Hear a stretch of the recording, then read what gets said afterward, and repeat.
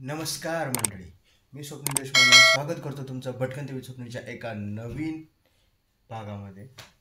तर गेटअपवरून तुम्हाला समजलं असेल, आज परत आपण राईडला निघालो आहे, ते पण AMC कोल्हापूरसोबतच चाललो आहे. आणि आज जायचं आहे लोकेशन समथिंग कॉल्ड अदनोली म्हणून गाव आहे कोल्हापूरजवळ. If may I pronounce it correctly, Adnoli म्हणून एक गाव आहे, त्या ठिकाणी आपण जाणार आहे. ॲक्च्युली वेलफेअर राईड आहे. आता ही वेलफेअर राईड म्हणजे एक्झॅक्टली आहे काय आणि त्यामध्ये आपण काय करणार आहे आणि तिथं गेल्यानंतर काय काय ॲक्टिव्हिटीज असणार आहेत, या सगळ्या गोष्टी मी तुम्हाला कोल्हापूरमध्ये पोहोचल्यानंतर आमचे जे ग्रुपचे ॲडमिन आहेत त्यांच्यासोबत बोलताना या सगळ्या गोष्टींबद्दल डिटेल माहिती देतो. तोपर्यंत आता आपण ऑलमोस्ट माझं सगळं तयारी झालेली आहे. आता फक्त थोडंसं आई जरा चहा करते आहे, चहा घ्यायचा आणि निघायचं. आता निघायची वेळ होती आहे, निघायची वेळ आहे 6ची, पण एक as per records of AMC ते कधी म्हणजे लोकल असल्यामुळे ते कधी वेळेवर येत नाही, त्यामुळे आपण पण थोडंसं यावेळेला लेट जाणार आहे. एक 10 मिनटं वगैरे आपण लेट करू. मग आता फक्त पॅकिंग करणार आहे आणि निघणार आहे. आता काय कोल्हापूरचा रोड हा नेहमीचाच आहे, मी माझ्या भरपूर व्हिडिओमध्ये दाखवलेला आहे मागच्या, त्यामुळे मी कोल्हापूरचा रोड काही दाखवत नाही तुम्हाला किंवा तिथंपर्यंत. आता मी तुम्हाला भेटतो डायरेक्ट कोल्हापूरमध्ये इन 3, 2, 1. फायनली कोल्हापूरमध्ये पोहोचलो. कोल्हापूरमधल्या रायडर्सचं आमच्या ग्रुपचं स्पेशली रेकॉर्ड दरवेळेला मेंटेन आहे की लांबचे लोक वेळेत येतात आणि जवळची लोक कायम उशिरा करतात. पण या वेळेला ॲडिशन असं आहे की नेहमी मी आणि तुलसीदास नेहमी लवकर यायचो. या वेळेला ॲडिशन हे 3 मेंबरसुद्धा या वेळेला वेळेत आणि लवकर आलेत. ॲक्च्युली आरिफभाई मला येताना रस्त्यातच भेटलेले म्हणून त्यांना आणलं इथं ओढत नाही, तर ते पण किती वेळ लागला तर सांगू शकत नाही. आता बाकीचे मेंबर यायची वाट बघतोय. तिथं आल्यानंतर ब्रीफिंग आणि तिथून पुढं मग ऑन द रोड. त्याचा मग आता मोटो ब्लॉगमध्ये तुम्हाला डिटेलमध्ये पूर्ण दाखवतो. आणि जी इन्फॉर्मेशन वगैरे आहे ते आता आमचे ॲडमिन यायला लागलेत अजून. ते आल्यानंतर आजची राईड कुठं आहे, काय, कशासाठी आणि काय, सगळं डिटेल्स तुम्हाला त्यावेळेला कळतील.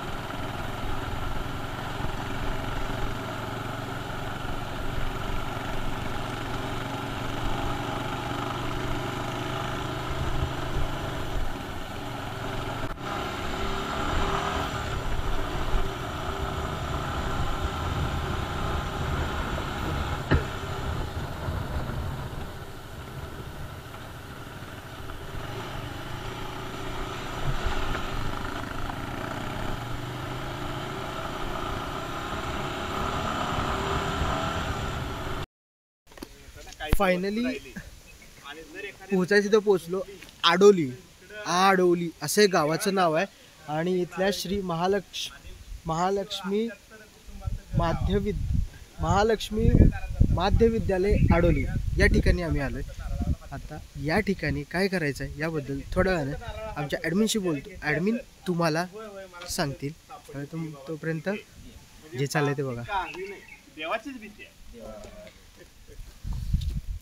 आणि अजूनही केस कापायला गेलं तर पैसे द्यायची गरज नाही. ते न्हावी दारात येतोय, पोतं टाकून बसायचं. आणि भात आता पिकते ना, तर आता जी सुगी झाली तर ते मळ्यातलं भात त्याच्या नावाचं ते काढून त्याला द्यायचं. वर्षभर त्यानं दाढी करू दे, केस कापू दे, चप्पल शिवायचं असते ते करू दे, सगळं असं आहे. म्हणजे पैशाचा इथं नाही. देवाणघेवाण ही कडगावला गेलो आपण 20 किलोमीटर. हा बलूत झाली. तर 20 किलोमीटर आपण जर गेलो की नाही तर तिथं आठवड्याचा बाजार आहे शुक्रवारचा. म्हणजे भाजी आणायची असेल तर शुक्रवार चुकवायचा नाही, नाहीतर मग आमटी बरोबर भाकरी असा प्रकार आहे सगळा. एक मिनिट. हा, इथं रक्षादेवीचा तुम्ही घाट जो आता उतरला तो रक्षादेवी घाट म्हणतात. हा, इथले जागरूक देवस्थान आहे. वर्षातून एकदा यात्रा पण असते फेब्रुवारी मार्च मध्ये. तुम्ही घाट उतरला, पहिली वाडी लागली जळकेवाडी, अगदी ती. आणि मग जरासं तुम्ही पुढे आला इकडं आणि लेफ्ट टर्न करून आता आपण आडोलीमध्ये येतो महालक्ष्मी. आता ह्या ज्या सगळ्या आहेत, दुबळेवाडी, तोरसकरवाडी, करपेमाळ, वडाची वाडी, ह्या छोट्या छोट्या 10-20 घरांच्या वाड्या. हा, सगळी जुनी घरं खापरीची. त्यानंतर आपण आता इथून पुढे जाणार आहे इथं वाकीला. इथं वाकोबाचं मंदिर आहे, देवराई आहे. स्वाजी आपल्याला तिथली सगळी माहिती सांगते. तर ह्या सगळ्या हेळेवाडी, बागलवाडी सगळ्यात लांबची वाडी ही 12 किलोमीटर आहे. 11 ते 12 किलोमीटर. तिकडनं पण मुलं येतात. होय, या 12 वाड्यातली मुलं एकच शाळा ना आपली. हा, त्यामुळं. आणि ही काळमा देवी म्हणून जी आहे, आपण जंगलात नेक्स्ट टाइम लवकर जर मुक्कामी आला ना तुम्ही तर आपण तो प्लॅन करूया. तर इथपर्यंत गाडी जाते हेळेवाडी शेवट. बाईक सुद्धा. हा, बाईक सुद्धा. आणि इथून आपण काळमा देवीला ना डार्क फॉरेस्ट म्हणजे मनुष्य वस्ती नाही, म्हणजे थोडक्यात पट्टेरी वाघाचं निवास आहे. आपण गेल्या वेळेला मी आणि स्वाजी गेलो ना तर त्याचं हे झालं होतं, म्हणजे पगमार्क, आणि त्यानं खाऊन सांबर खाल्लेलं. आणि ते जे केस पचत नाहीत ना, तर ते हाडं आणि हे विष्ट स्वरूपात ते आम्ही बघितलं होतं. तर हा जायचं काय करूया, मुक्काम करायला या दिवशी. दुसऱ्या दिवशी सकाळी 7ला बाहेर पडलो तर तिथं आपण जायचं. 2 तास चालायला लागतात. आणि त्यानंतर तिथे जेवण करायचं. भांडी वगैरे सगळे तयार ठेवलेले आहेत. ओके, म्हणजे शेडच आहे तिथं असते. हो, सगळं गावकऱ्यांनी ठेवलेलंच आहे. सर, हे काळमावाडी याच्यातलं काळमा देवी आहे, देवस्थान आहे ना ते? देवस्थान आहे. हा, नाही, आपले वेगळं आहे. ही जी आहे ना नदी, दूधगंगा नदीचा उगम आहे. तो दूधगंगा नदी ही अशी आली आहे. आणि हे दूधगंगा म्हणजे आपलं धरण काळमावाडीचं, हे डॅम, ही नदी तिथं मर्ज झाली. रस्ता नाहीये, खूपच डार्क फॉरेस्ट आणि पायवाटच. आपण मिळून जायचं म्हणलं ना ग्रुपनं तर ते काय धाडसाचं छान आहे, भारी वाटतं. आमच्यात एक सोडली तर सगळी धाडशी आहेत.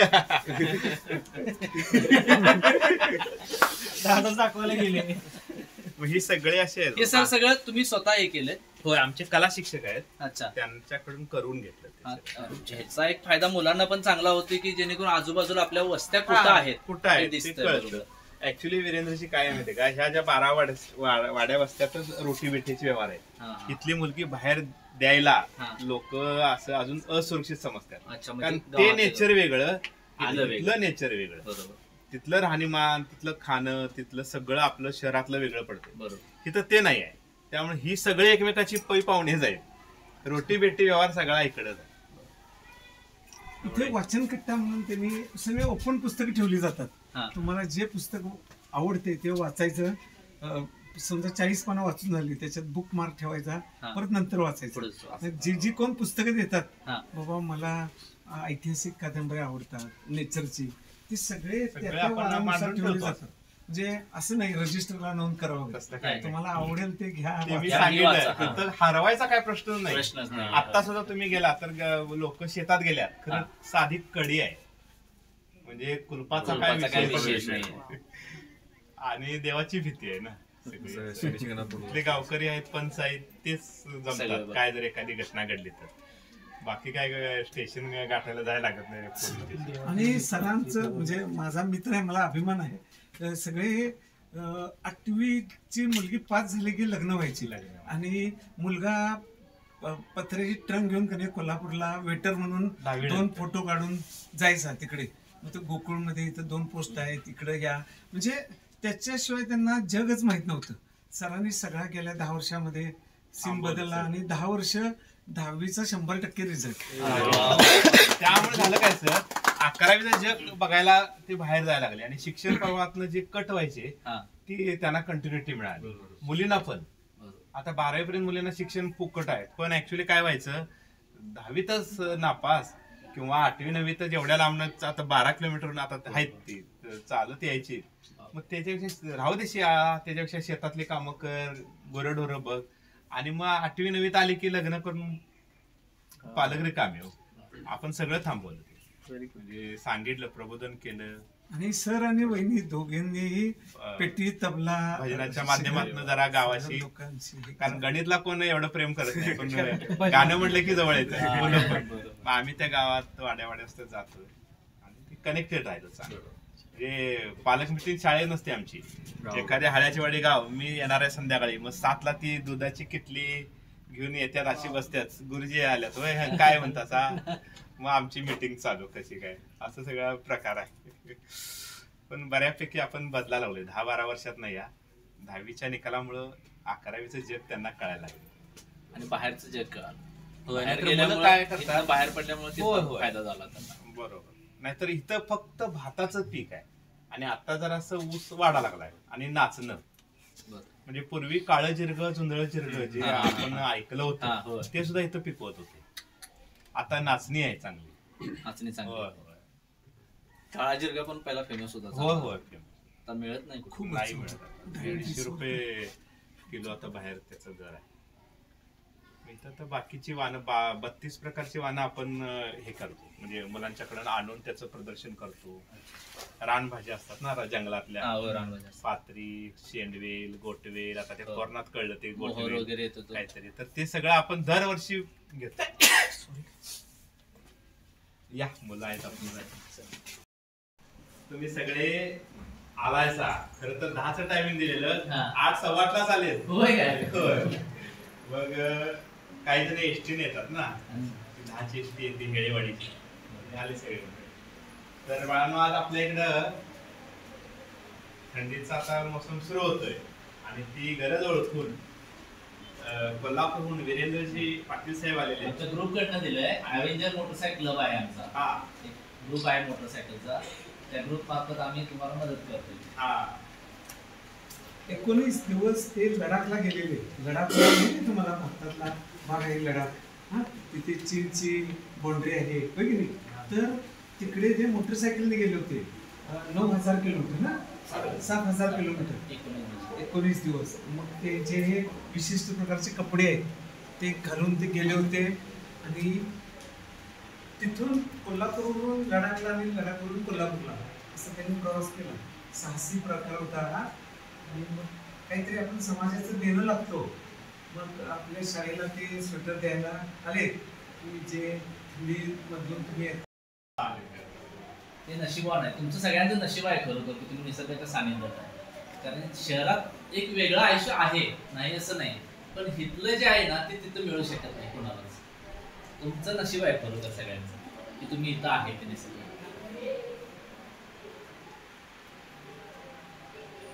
मग लडाखला कोण कोण जाणार दादा? हे परत लडाखला जाणार आहेत गाडीवरून. तुमच्यापैकी कोण कोण लडाखला जाऊ शकणार सांगा, कोणाची इच्छा आहे? 19 दिवस गाडीवरून जायचं. सायकल कुणाला चालवता येते? सगळ्यांना येते. मग मोटरसायकल चालवायला येणार तुम्हाला सगळ्यांना, काय अडचण नाही. चालेल, मग 1-1 पिलियन होऊन जाईल तुम्हाला. आमच्याकडे सर सायकलिंग किंवा चालण्याच्या ज्या स्पर्धा असतात ती रोज 10 किलोमीटर चालणार आहेत गेली. पहिला नंबर आमचाच असते तालुक्यात. चालणं असू दे, पळणं असू दे, सोडत नाही. पोलीस खात्यामध्ये आता 3 जण भरती झाले, सिलेक्शन झालं. मिलिटरीमध्ये 4 जण झाले आणि जे टॉपर असायचे हुशार त्यांनी डिप्लोमा केला गारगोटीत ICRचा वगैरे आणि इंजिनिअरिंग करून आता पुणे मुंबई सारख्या ठिकाणी 10-12 जण सर्व्हिसला पण लागले. या 10-12 वर्षात बराचसा फरक पडतो.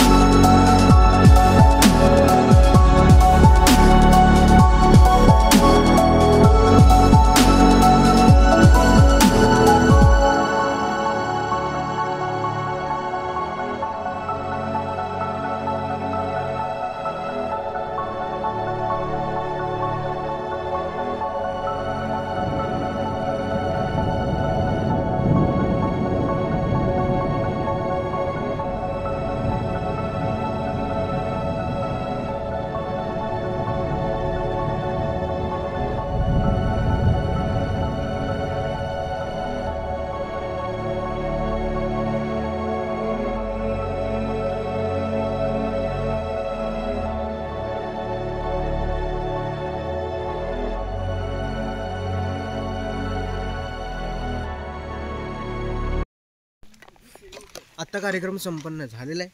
आता इथून पुढे जायचं आहे फॉरेस्टमध्ये, थोडंसं आता फिरायचं आहे वगैरे. फॉरेस्टमधले सगळे वन्य सफारी बघायची आहे सगळे डिटेलमध्ये. आता मी ॲक्च्युली त्या ठिकाणी व्हिडिओ केला, पण गोंधळ असल्यामुळे जास्त काही व्हिडिओ प्रॉपर आलेला नाही आहे. त्यामुळे जेवढे फोटो अवेलेबल होतील तेवढे फोटो मी तुम्हाला त्या ठिकाणी आम्ही जे काही वाटप केलं त्याचे फोटोज मी तुम्हाला बघण्यासाठी त्या ठिकाणी टाकतो. तर आता काय होणार आहे, इथून हा जो भाग आहे म्हणजे आत्तापर्यंतचा जो कार्यक्रम छोटासा आम्ही घेतला त्याचा जो काही भाग आहे तो निम्मा हा इथंपर्यंतचाच एक व्हिडिओ होणार आहे. आणि इथून पुढचा जो काही आम्ही इथून पुढे जंगल सफारी करून संध्याकाळपर्यंत जो काही व्हिडिओ याचा व्हिडिओ हा भाग दुसरा म्हणून येणार आहे. तर मग हा जर व्हिडिओ आवडला असेल तर या व्हिडिओला लाईक करा, तुमच्या मित्रांबरोबर शेअर करा, चॅनलला सबस्क्राईब करा. आणि अशा आणि धमाल मजेदार आणि निसर्गाच्या सान्निध्यातल्या व्हिडिओसाठी पुन्हा भेटूया एका नव्या भागामध्ये. तोपर्यंत टाटा, बाय बाय, जय हिंद, जय महाराष्ट्र.